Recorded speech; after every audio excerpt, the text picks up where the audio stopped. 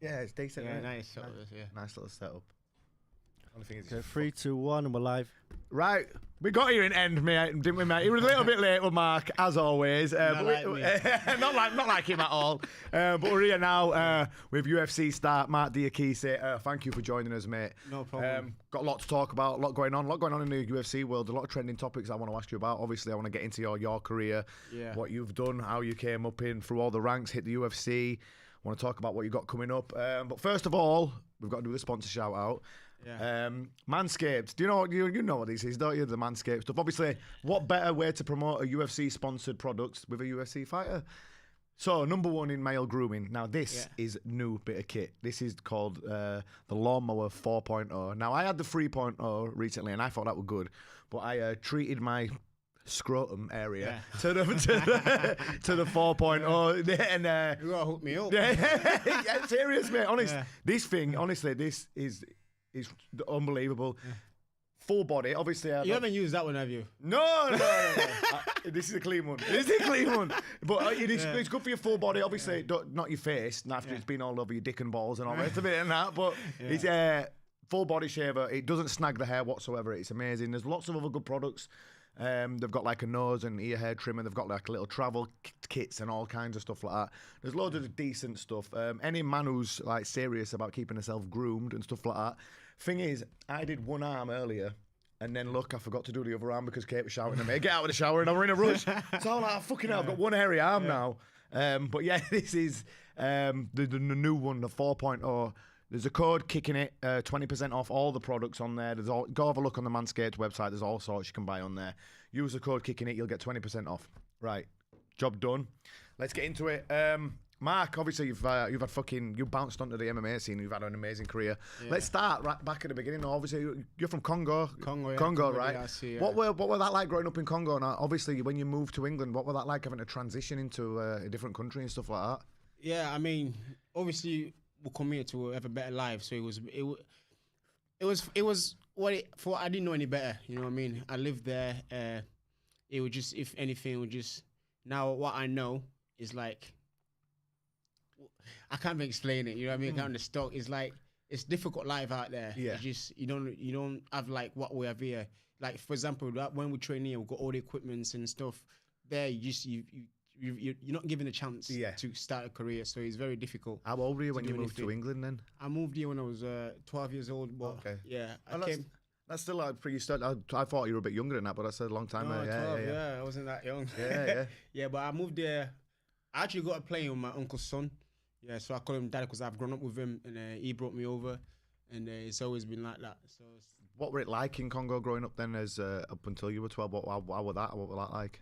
In Congo, I'll be honest, I don't know much because it was just more of me and whatever I could, you know what I mean, whatever I could get my hands on. My parents were there.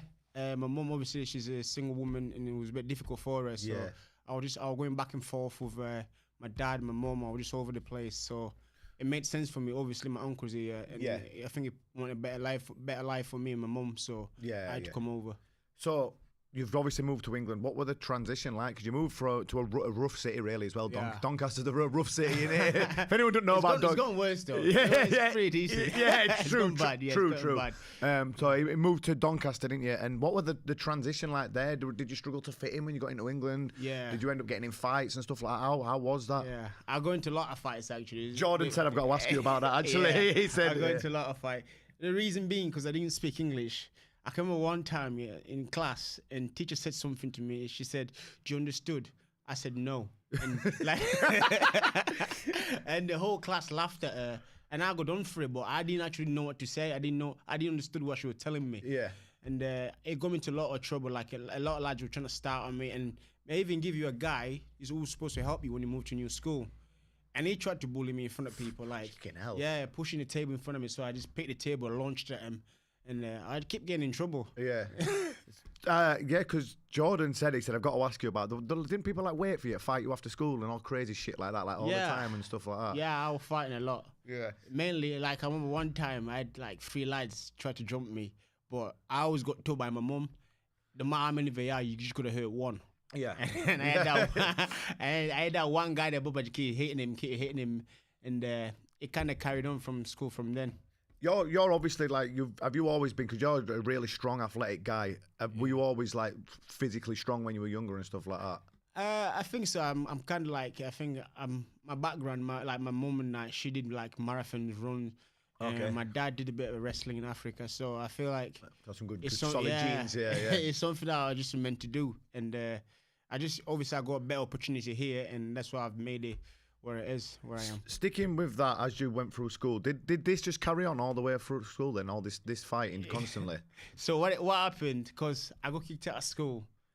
I think I turned 18, 16, whatever. I got kicked out of school, but because I made a name outside in school fighting, and people follow me outside school saying, "Oh, you fight." So people are starting on me, and I just start fighting everybody.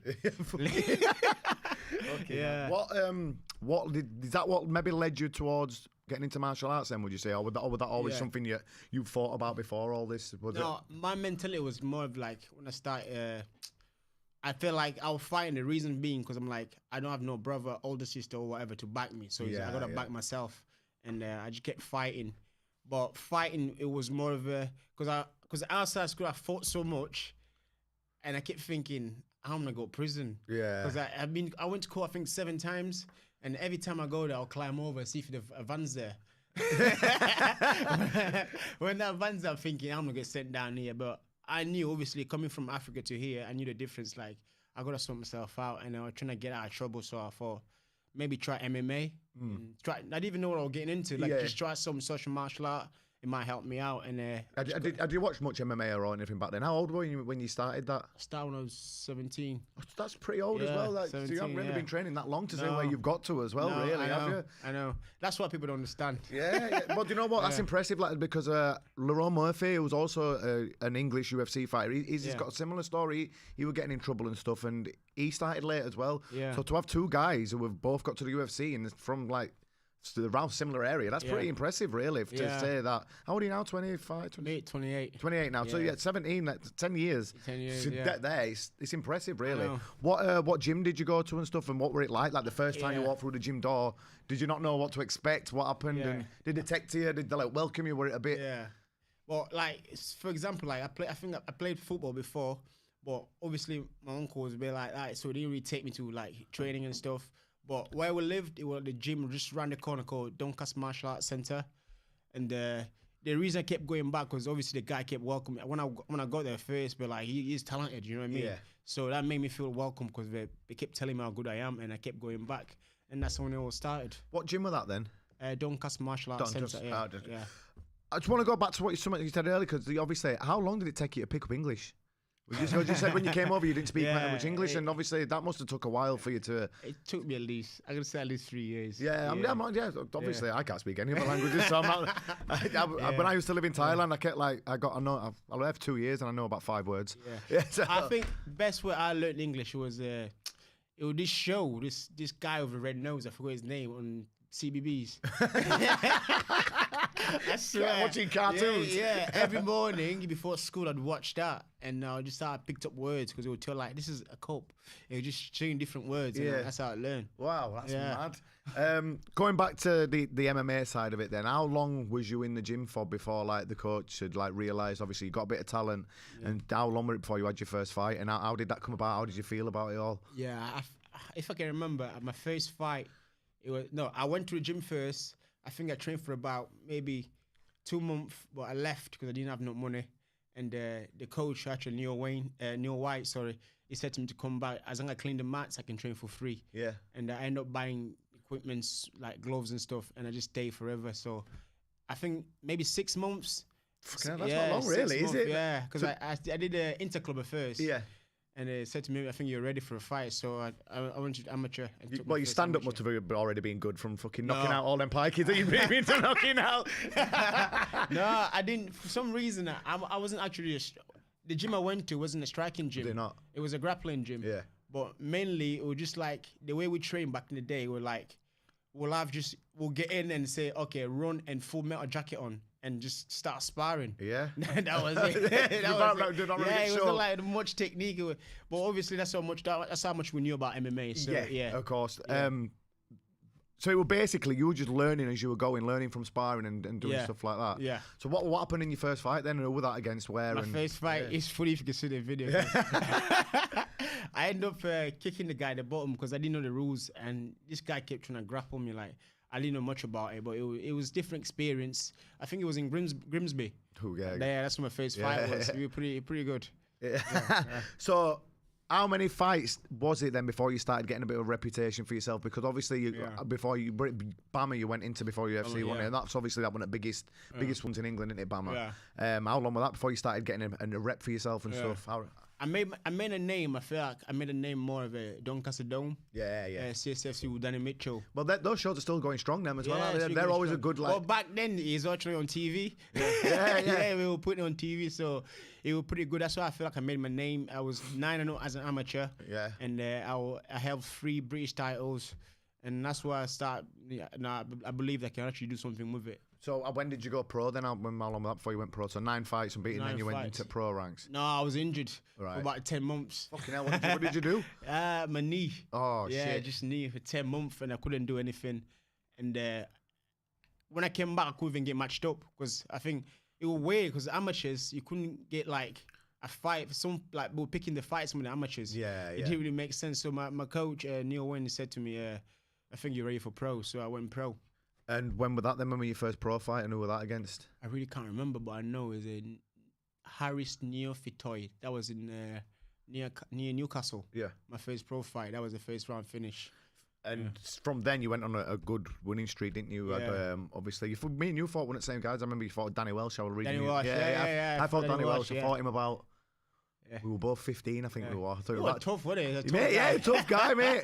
We Yeah. were both 15. I fought him in fucking a little working men's club in Wakefield. We fought him. I think I fought him at Doncaster Dome. Yeah. Well, because I was looking at your record earlier and I said, I fought Danny. So you went on a real good winning streak then, and that obviously like pushed you towards the Bama title, didn't it? With from that big knockout you had with Kane Musa. Yeah. There were a bit of bad blood there between you two at the time as well, wasn't there? Just talk to us a little bit about that fight and the build up and the bad blood and etc. That was pretty fun. So what I was making him name, and for some reason, obviously I felt like I was doing it for fun, so it was fun to me. Like anybody, I'd fight if I, for example, a prospect. I'd want to fight them. Yeah. It wasn't because for money or anything. I just enjoyed fighting. Yeah. So I was just picking them whoever I think is the best. I'll fight them. And I had Kane's name, but to me, I didn't because I don't even now I don't go looking at fighters. Oh, I know this. I know that. I don't know any fighters. Yeah. I just know that I fight, and that's it. I might know John Jones, Canelo, whatever. That's it. But I don't even know all there. Do you know what I mean? Yeah. So you don't really look into. No, Yeah. No, I don't. And obviously, because I said I don't know who Kane was raised, I think he got mad over that. Yeah, because he didn't like it. So that's when the beef started. And but I had fun with it. Because I'm thinking, who's this guy trying to fight me? Like, who is he? So Do you think he got a bit too emotionally invested with it? yeah, all? he did. Yeah. It did. Yeah. But to me, back then, like literally, it was more of a like I couldn't see anybody beating me like that. Yeah. You know what I mean? Because 9 as an amateur, so I was really telling him what I felt like I would do to him. Yeah. And that then was you, it. then you Yeah. did it. And then I did it. Well, Yeah. do you know what? We should have had that ready to pull up, Schoolie, because we posted that on his page the other day. That were because that was a bomb. That was for the Bama title as well, wasn't it? Bama title, yeah. And just talk to us. How did that feel afterwards? Because the celebration, the backflip, you're on the cage and all that.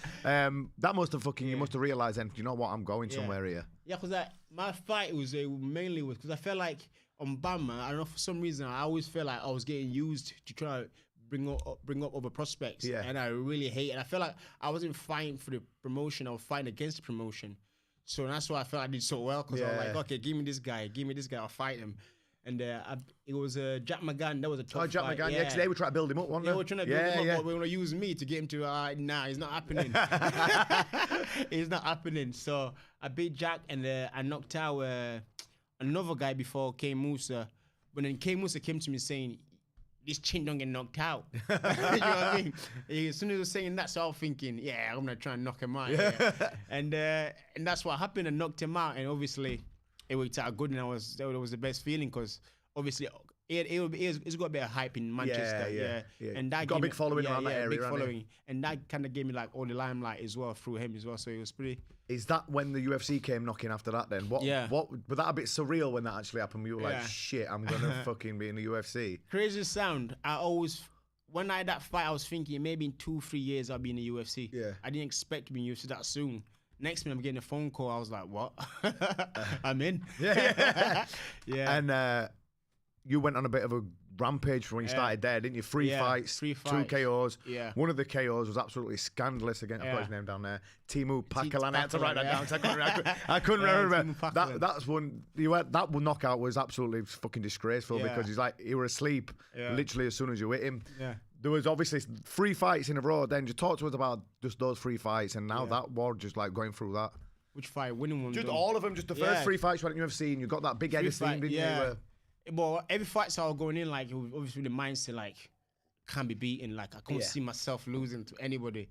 And it was just, I was having fun. But I feel like it's like, for example, Bama, I could talk shit. I could do what I want. Yeah. But you get to bigger shows like UFC, you start to get judged by people. Yeah. And that started to play in your mind. So when I got to 3-0 and it started saying things, I always felt like I'll say what I want because that's how I felt. Yeah. It wasn't like being cocky. I just knew that I could fight. Yeah. That was it. But you start getting judged and stuff. Oh, he's doing this, and that kind of plays in your mind. Is that why you'd like say at the weigh-ins? You used to be really aggressive at the weigh-ins. Yeah. Is that why you stopped like doing that sort of thing? No, it's just more of a like I know what it takes now. Like it's more of it's a sport, innit? Yeah, respectful, but I always felt like it was more of a. When I did that, like trash talk, I knew when it worked and when it didn't work. Yeah. Obviously, you got under Kane's skin. Yeah. You knew that working. Yeah. Like certain guys, I'm like, I've got him. Yeah. The moment getting mad, I'm like, I've got him. And you see me in the eyes in the cage, like they're really scared of you, like you were feeling it. But obviously after that, and then I went three losses in a row. Yeah. But that was more of a. I felt I was starting to learn about the sport because I never lost before. Yeah. How did that feel? How did you take that as your first loss? Obviously, you'd not even lost as an amateur. Yeah. You'd gone 9-0, and then you'd gone this big, crazy win streak. How did you deal with the first loss? Did you take it as a learning, or did it hit you hard? How was that? I took it as a learning, but I felt like, okay, I need to be out straight away. Yeah. I need to get back to where I was. And that's why I feel like I messed up. Yeah. You should have took a bit more time to go away, work on things and stuff. Were you still training at Doncaster MMA, yeah? No, I went to Manchester. Right, okay. ASW, I was training in Manchester. Right, okay. Yeah, because Doncaster, I didn't have no sparring partners in the gym. We didn't know much about MMA like that. Yeah. So I went to Manchester, but I just felt like I didn't learn much from that. You know what I mean? So I moved over there, but people started to judge you over that, and it kind of played in my mind. And what I was losing. Obviously 3 fights in the first one, it was like, whatever. That was a split decision, that one wanted the first one you lost. So obviously that was a real close fight and still, so, And I thought, I need to get back in straight away. Yeah. And I did that again, lost again to Dan Hooker. To be fair, Dan Hooker's obviously look at the top level fighter as well. So. And I feel like I fought some of the top names, to be honest, like some of the big prospects. And obviously you know yourself, I feel like I'm getting that experience now where I feel like I'm ready to take on the world now. Yeah. But I was just learning. It was a learning curve for me because imagine I was with my ex-missus as well for like 8 years. And I went to America after 3 fights. I was winning 3 fights. So I felt like people were talking about me again. Oh, he can't wrestle. Yeah. So I'm like, okay, I maybe need to learn some wrestling. So I went to... when you went to ATT in America, American top team. So obviously... This gym has got some serious guys in there. So obviously you've took yourself out of your comfort zone and gone to learn with the best guys. Obviously Dustin Poirier's there and stuff like that. Yeah. What were it like just going to that gym? Obviously, was this after your first 3 wins or was this? First 3 wins, So you went to ATT, So you talked about what that like? No, that's my first 2 wins. Yeah. And my third one with Timur, I was there. Right. But like when I went there, I felt like here, my striking was great. But there, even though I was learning wrestling, like now I've got good wrestling. Yeah. But I wasn't progressing. Like my striking was going down, my wrestling was going up. I wasn't meeting anything. You know what I mean? Yeah. So even when I was losing, like what I took from them guys, training with them guys, Dusty Poirier, Masvidal, all that, it just made me realize, okay, as a professional to get in the UFC, this is why you got to train. This is what you need to have as a team. It told me a lot. Yeah. Even though, you know what I mean? Even though I was losing, but I was gaining something from it as well. So I felt like, okay, it was time to come back here and trying to get my own team together. What were it like sparring with Masvidal and Dustin? Did you have any like proper dust-ups, like proper like? No, mainly I sparred Dustin. It was mainly. I think I helped him for Anthony Pettis' fight. Oh yeah, we were talking about that me in school earlier because obviously he's flamboyant in Pettis and stuff like that, and you can do all the all that style of stuff. So I was helping him, but only thing I started noticing.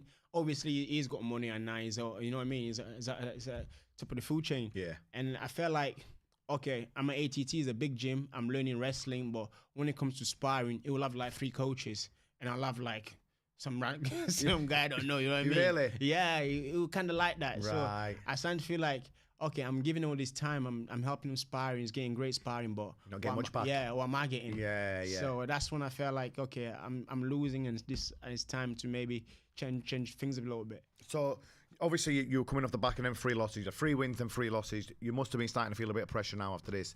The fight with was it Duffy? You come where there were a lot on the line there, wasn't there? Did you feel the pressure going into that fight, because you performed very, very well in that fight? Yeah. You fought almost a perfect fight, really. Yeah. Obviously you won on points. Just talk to us. How did you feel before that fight, and how was the feeling afterwards when you won? Before that fight, literally, I was like on my down. Like I split with my missus for 8 years, and I was very down. I came back from US. I even started living with my manager. Yeah. I lived with him because I felt like he said to me, the way you're feeling, like I don't feel you should be by yourself. Yeah. Because obviously I have family here, but it's all over Europe, like France, Holland. Yeah. So in Doncaster, literally me and my uncle, but my uncle moved to London, do you know what I mean? So it's literally me. And I was so depressed. My manager said to me, you know, you must move in with me. Fucking hell. Yeah. So I was in for like 9 months, and I really I started to learn a lot about myself. Like, okay, this is what life, this is what it is, innit? This is what I gotta do. And I just started to regain myself. And with Duffy fight, I felt like, okay, even I started working my mental side. Like, I was like, okay, I'm ready for this. Yeah. And when I went to a Duffy fight, I was like, it's do or die. Like, I know what I'm made of. Like this, I know what I do this for. Yeah. I'm gonna go there, you know, trying to perform.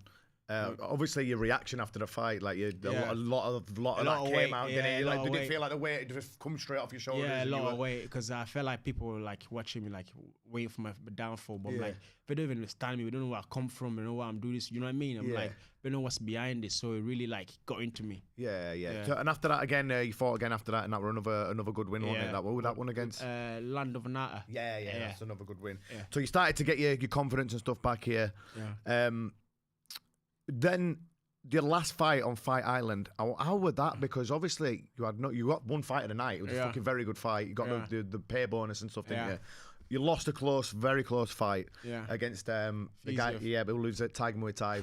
He fights very quick. Mate, he does some Matrix shit, that guy. I don't think he's got a spine, you know, the way he does that. Back. Honestly, he leans back. I've seen him do it in Thai boxing fights. I know. But you got you still... Although that were a loss, it was the fight of the night. Yeah. You got the extra pay bonus. But I want to ask you, Fight Island, what were it like with no crowd there? That must have been weird. Did it matter, or did you feel like you need the buzz of the crowd? How was that? Yeah, it was weird that even the fight alone to get that fight. Because I started fight coming about January, I was supposed to fight. The COVID started. I had 3 fights. Changed, whatever, cancelled. Jai Herb. I remember, obviously, me and you, we both train at Four Corner Gym, and every time I'll come into you, you went, I've got a fight. I'd come in 2 days later, go, well, what will you go? Cancelled again. And it kept happening to me as well, so me and you were just like, every time going, I'm going fucking crazy. I'm going fucking insane. What's going on? So, obviously, that must have been fucking messing with your head and stuff. And it was messing, because like, and then at the time, when we were doing that, I went with Danny Mitchell. Yeah. I was going there as well. And obviously, in the gym, there's nobody to train with. It was just me, Danny Mitchell, and Rico. Yeah, Rico Franco. You know, he's a bare knuckle. Bare knuckle. So it's feasible. He's a kickboxer, and he's kicking. So it made it. I just did what I could. To get a fight, because I'm like 3 fights. I haven't had a fight being cancelled. I've been to Holland, came back, no fight. Oh so, you forgot you could go. But that Hemmers gym, What was that like there? Because you must have got some crazy sparring with them guys. They were crazy sparring. They just try and fucking kill you, mate. They were crazy sparring. Literally, they have a fight every time they spar. It's just a fight in big gloves. Literally, you get knocked up and get dragged to one side. Yeah, that's it. They don't mess around, them Dutch boys. What fighters were in there when you were there? We were sparring. What K1 guys were there? I sparred. Anas Karkash is called Sniper. And Marat. Gregorian. Gregorian. And Haru. Marat is a good fighter. Very good fighter. He tried to take your head off. His combos is like, when you see him, it's like the code of that Hemmers gym. Yeah. The way his timing is totally off to what I'm used to. So it was pretty different. But what I'm not being used to is the calf kicks. And that's why I got so good at it.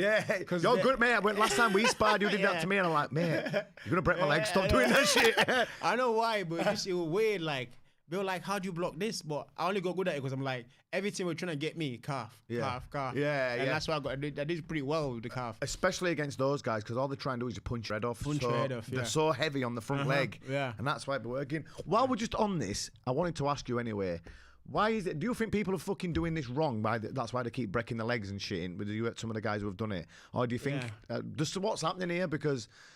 when they kick, I don't feel like they set it up. Yeah, like, they're not they're just booting knees out and stuff like that. Because people keep asking me this, what they're doing wrong, and I'm just saying there's no thought going into it. Know. There needs to be, if you're going to do a calf kick like that, it's my thoughts. Yeah. You have to wait till the person's got all his weight on his front leg when you know he's not going to be able to lift his knee up at all, and then go for it. Or you have to change the angle a little bit, or you have to set it up with punches. Is that how you would go about it? They don't do a calf kick, they try to go for like a low kick. Yeah. On the thigh, but I think when you check that, it's kind of dangerous. You get actually close to the knee. Yeah. I go low. Yeah. So it's behind the muscle. Yeah. It's kind of different. And I feel like I can't even do that, the low kick. Yeah. I struggle. I have to do calf. Yeah. So I think that's safer, but the way they're going about it is not a setup. It's just like, they're not aiming it anywhere or anything. It's just sort of like in the middle of both things, isn't it? And you see it coming. Yeah. Obviously, that's why everyone keeps snapping the fucking leg in half. I think that's the reason. Yeah, honestly. I've lost. I don't even remember what we were talking about. Oh yeah, that's what we're on about. We're getting on about you moving to Four Corners. Obviously, you're at Four Corners gym now. You've got a real good team there, haven't you? Really good. Do you feel that's like your home now there? Because you seem like that's obviously you. There's Jack, there's Justin, there's all them boys, and they're some very, very good up and coming fighters. Them. Yeah. Do you enjoy it there? Because obviously under John, you look sick on pads with John and stuff. Thank you. Yeah.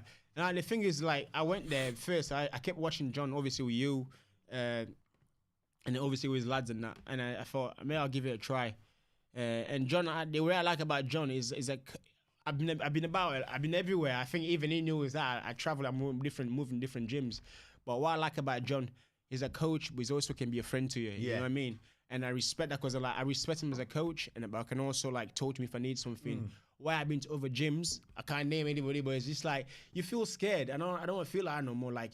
To talk to a coach, you're like, you know what I mean? It shouldn't be like that. It shouldn't be like that. You should be able to ask anything of your coach. Do you know what I mean? Like the bond you have between like your coach, not just a pad man. It's not just like what you said. It should like it's a close. It's a close relationship. So it's a fight. You gotta feel what I'm feeling. Yeah, you've got to trust him with your life. Yeah, because you're putting your life on the line. Do you know what I mean? So you've got to trust him with your life, literally. Yeah, but like just for going there, and I truly believe like. Because the way I respect him, it's not like trying to impress him. But listen, with John, there's no fucking games, isn't it? If he's not happy with what you're doing, he'll slap you. He'll have you out of the gym. He don't fuck around. He don't fuck around. And that's what some people need, and it's a great thing to have that. Even like I have a habit, like obviously late all time, but I know not to be late on his classes. Well, the reason being, I just like the way he is with his fighters. He talks to them, and he's not saying, I'll do everything. Do you know what I mean? He knows he can't teach you MMA, so he'll bring guys in for you. Yeah, he'll teach you this. You know what I mean? Whereas other gyms is like, no, I'll teach you everything. And he's not arrogant enough to think that he knows that, but he's obviously one of probably the best padman I've ever worked with. I think definitely. He's unbelievable. You've seen him on pads now. I feel so like your flow now, and his pads build my confidence. Yeah, you know what I mean? Just him talking certain things he'll say. He doesn't probably realize this, but he's building my confidence. I know now I can strike. I know I can stand with anybody. Like mate, that. I'd love to see you just stand with anyone, mate. Honestly, because you've obviously got that one punch KO power, but now the way you're flowing with your combinations and stuff like that, and I can't wait till you see you put the combination together, the kicks on and everything, mate. I'm excited to see you. And that's one thing I feel like I was struggling with before. Like I would jab, but I couldn't put combos together. Like I didn't really know. Whereas now I feel very confident to get in and trying to knock a guy out. Yeah, do you know what I mean? Putting combos together without getting tired. Yeah.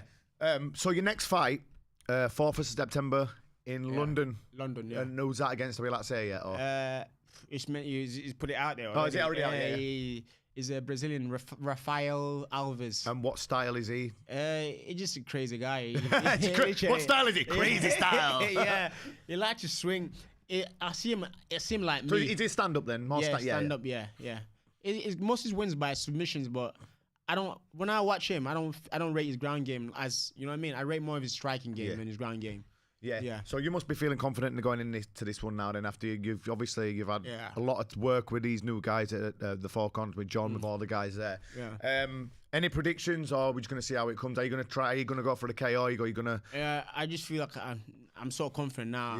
I want to get stoppages now. I feel like it's time to start finishing guys properly. So you're in probably the most fucking stacked division by a mile, into that 155 division. What are your aspirations? Do you want to, like, after this win, do you want to get in there with someone to start moving up to some of these? Literally. Can you pull that up for us, Schoolie, please? That division on there. Yeah. We should be able to get it up on the screen because obviously. Well, just while we're on about this division, obviously, what do you think about Conor McGregor at the minute in this division? Do you think he's done now, or do you think he's got all left in? I think he's got something left in him, but I feel like you said, he's stacked. I feel like UFC kind of promoted him well to get to where he was, but you get to a certain point in UFC where even they can't look after you no more. Yeah, you're on your own. Yeah. You're on your own. I feel like he's reached that point. You know what I mean?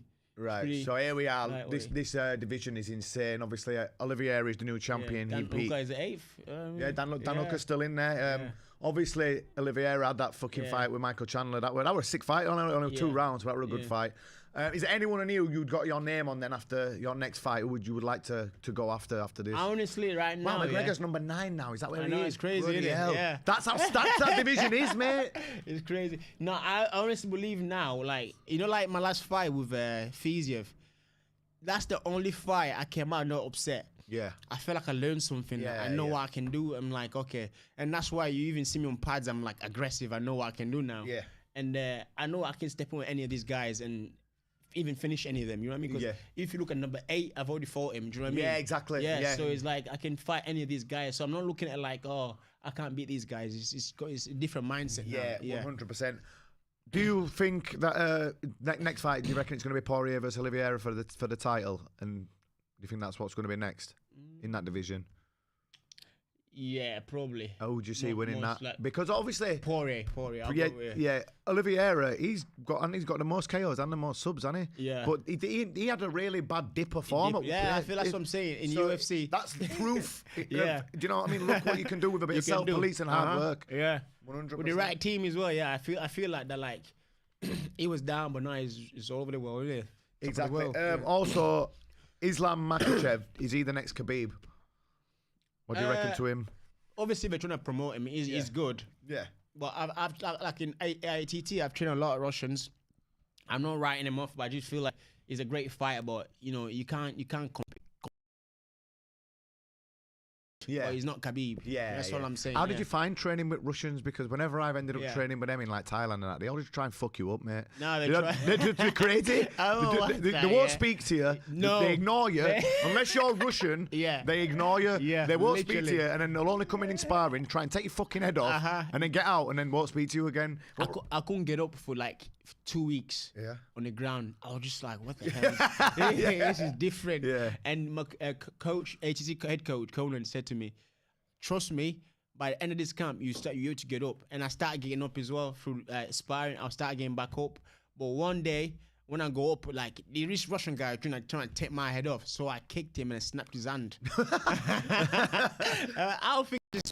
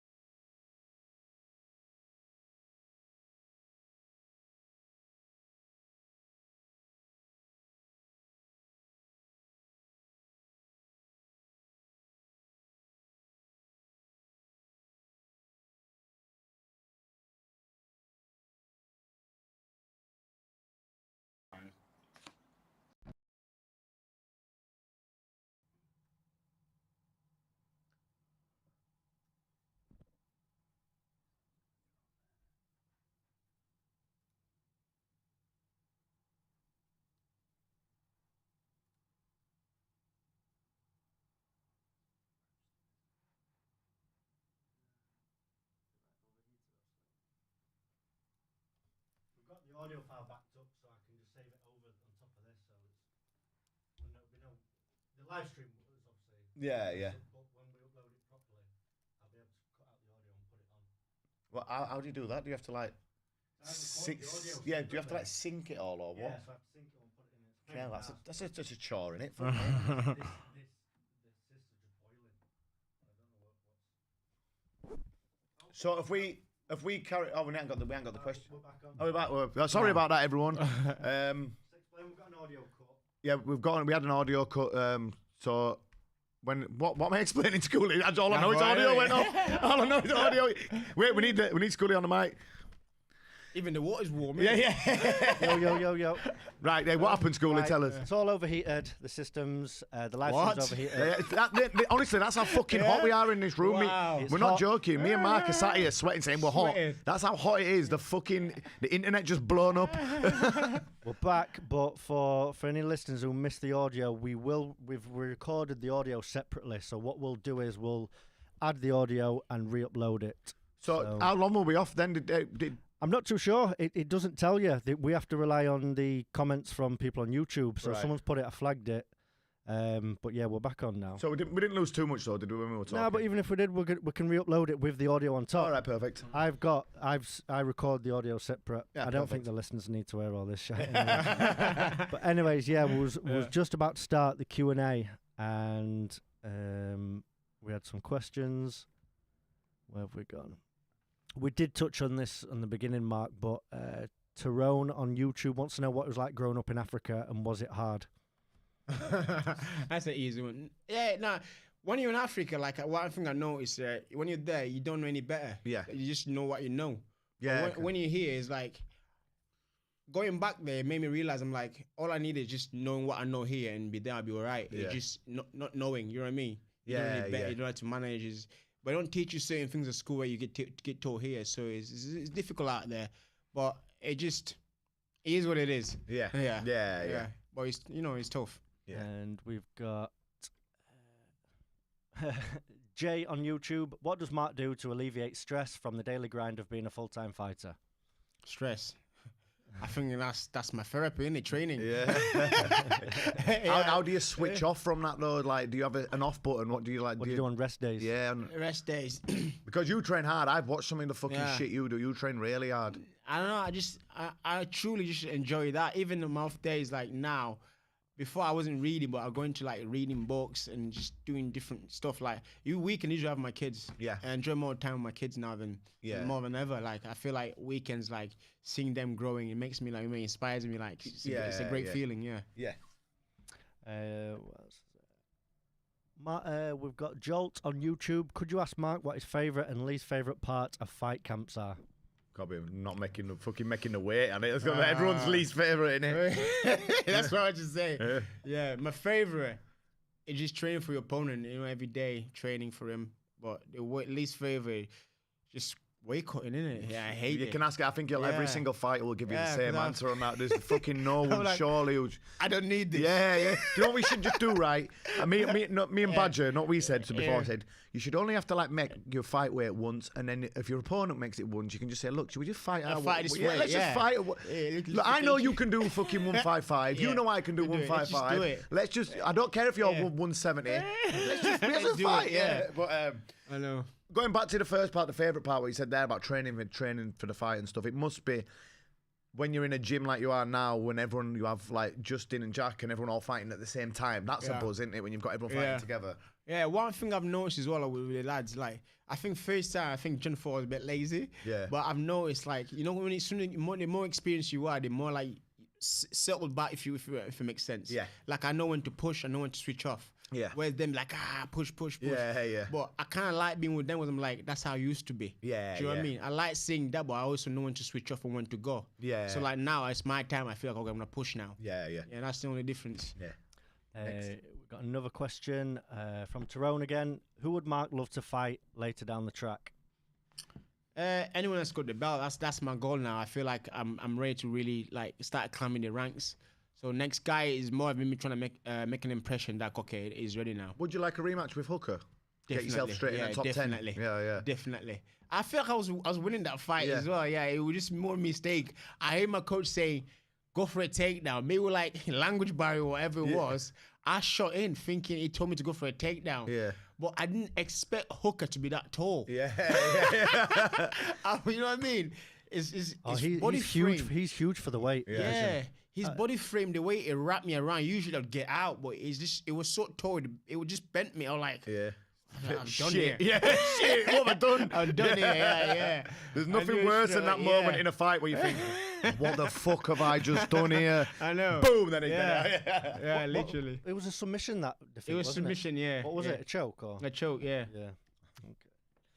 Okay. So if Dustin Poirier wins the title then, would that give you an inspiration knowing that you've been in there with him? You've you must know what it is to done rounds with him. Yeah, but what I always say, you don't judge training to actual fight. Okay. Because it's totally different.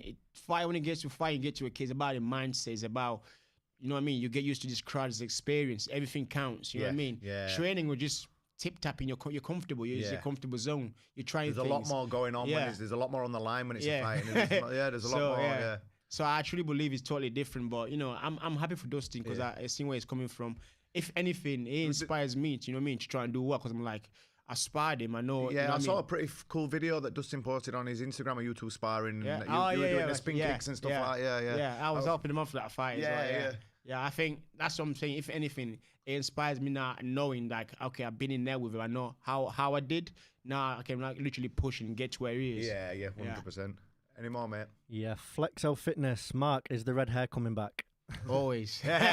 Always, yeah. Is that a signature thing for every fight then? Yeah, it's a bit expensive, like. You know what I mean? If you're not fighting, every time you train, your colour comes off and you got to do it over and over. And I'm like, not right now. Yeah, true. When do tickets go on sale for? Is it UFC London? Is it? Yeah, London. I'm hoping so. Yeah, I'm not really sure. Have UFC promoted it yet? Have they advertised it? No, it says UFC TBA to be announced. Right. The arena. So we but can't talk obviously about we the all know undercard. it's London. Yeah, because the card, if you look at it, is old English fighters. Is it? It's till the main fight. Yeah. And he's Laura Murphy on as well. Yeah. Oh, it's going to be a Paddy Pimble's on it. Paddy Pimble on it. Yeah. Is he your weight? Yeah. Would you want to fight him? Paddy. Yeah. I don't know if it came to it. You know what I mean? I don't want to talk about that right now because I feel like I'm on another path right now. You know what I mean? Yeah. Oh, 100%. Yeah. If it came to it, obviously. Yeah. It is what it is. Mark, there's 3 African champions now in the UFC. This fly's doing my They're flying this here. Is in there? the studio. Keeps flying on me. See what I mean, Mr. Me? Sorry, go on. Mark, with obviously being 3 African champions in the UFC at the minute, Usman, Stylebender, and Ngannou, is that inspiration? Yeah, it's very inspiration. I think anything is possible now. Like, if they can do it, why can't I do it? What fight, Jay on YouTube, what fighter inspires you the most? The most. I used to, honestly, I was a big fan of John Jones back in the day, but now I feel like I pick up little bits of everybody. If I see something I like, I'll pick it. So I don't want to be like one person. To be honest, like, most thing who inspires me the most, I can't lie, is Francis Ngannou right now. Yeah. Just because the things that he's doing, I feel like, even going back home, I feel like that makes you hunger. Like, going back, I'm like, okay, these people don't have what I have. Sometimes I think, how did I get out of this? I was there, I was like, how did I get out of this? Yeah. It's mad. It's like, it's no way out. And he's got out of it and doing things for them. That inspired me. And I've got a question for both of you, really. Do you have any tips to work on timing strikes when training solo? Oof, that's a tough one. No, That is a very tough one because timing all comes off your partner. Your partner, yeah. You need to, when it's solo, unless you've got like a really good imagination or something. Maybe get one of these flies in get a flying room because it keeps flying on me. You know what I mean? I like them reflex bags. They're pretty good. Or a spar bar or something like that, getting you something to move. I mean, they're going to be the best things for solo training. But other than like shadowboxing and just having a good imagination and like imagining it's going to be tough on your own. Yeah. If you can get like a bit of equipment like that, what Mark just mentioned, or a spar bar or reflex bag or something that's going to come back at you and give you something to work with, then maybe that's probably best job for that. Yeah. Good stuff. And that's it. We're all out of questions. Don't know if you guys have got anything else. Right, no, that way I think we covered everything pretty much there, mate. Yeah. So obviously, if you want to watch Mark fight, follow his Insta page. What's your Insta page, mate? It's Mark_DIAKIESE. Yep. So if you want to watch any of his upcoming fights, obviously he's going to be in London, 4th of September. Sorry, 4th of September. Yeah. Massive card. There's a lot of good UK guys on it. Lerone Murphy, Darren Till's main event. Paddy Pimblett's on there. Derek Brunson is fighting, right? Yeah. Till versus Brunson. David Gustafsson is on it as well. Oh, good. Yeah. It's a fucking good card, then, isn't it? He's fighting Paul Craig, isn't he? Paul Craig, yeah. He's sick him. That's Did you see his last when he snapped that guy's arm? Paul Craig. Yeah. It's mad. That guy, yeah, I respect it. It's like he gets beat up the next minute, just what happened there? He just finishes him. His jiu-jitsu is crazy. Yeah, crazy, yeah. Oh, yeah. It gets them, it knows to get him tired, innit? We'll beat him and get him tired. The next minute, yeah, come in, I'm going to finish you now. Yeah. Yeah, so that is the UFC London card. So obviously tickets should be on sale for that pretty soon. So Mark, thank you for coming and joining us, mate. Just plug the new Instagram, Liam. For us. Yeah, everyone go follow us of a page because Scully fucked up the last one. He got it taken off us. But yeah, the Instagram they just took it off us because they thought someone impersonated me. Obviously, Scully runs the page. So yeah, everyone can go refollow the page, please. The new Kickin It page. We're also on Facebook and Twitter if you want to get us on there as well. We'll be back next week. Next week we have a live fight talk special. It's one championship. It's Sam A versus Prajan Chai for the bantamweight. For the flyweight title. Also on the card is City Chai versus Typhon Oskan. We're going to watch it live in the studio. Me, Andy Alson, Stephen Malidi, and Badger France. We'll be breaking down the fights, and we're also going to do on the same thing, a Yokkao preview. We're going to talk about all the Yokkao fights that are on there. We're going to break them all down because that's obviously the week after as well. So yeah, and then we're back with more guests. Thank you for joining us, Mark. Thank you for joining us. No problem. And Thank you. See you all soon. Cheers, guys. All right. Cheers, mate.